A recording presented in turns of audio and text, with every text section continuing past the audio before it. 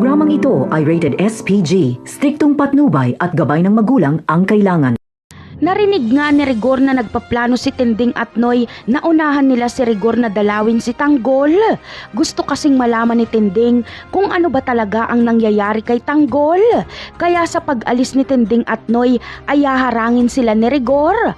Ayaw kasi ni Rigor na may dumalaw kay Tanggol na pamilya. Sa kabilang banda naman ay maayos na sana ang plano ni Tanggol at Mokang na magpakalayo-layo. Tatakasan sana nila si Bubbles at wala na ring pakialam si Tanggol kahit patayin pa ni Espinas ang kanyang mga kaibigan basta makasama niya lang si Mokang.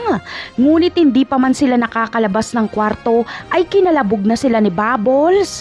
Ayon kay Bubbles ay nasundan daw umano sila ng mga kalaban at paakyat na ito. Agad namang aalis sila Tanggol. Kaya sa pagdating ni Ramon sa kwarto ay wala ng tao doon.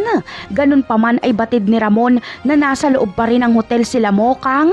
Kaya parang tagu-taguan ang magaganap. Hahanapin nila sila Mokang sa loob ng hotel.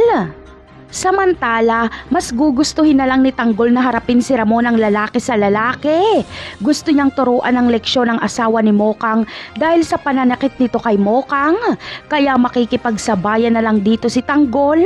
Lalaban siya, maprotektahan niya lang si Mokang. Ngunit dito na kaya magaganap ang paghaharap ng mag-amang Ramon at Tanggol? Yan ang aabangan natin sa mga susunod na episode ng Batang Quiapo. Paalam!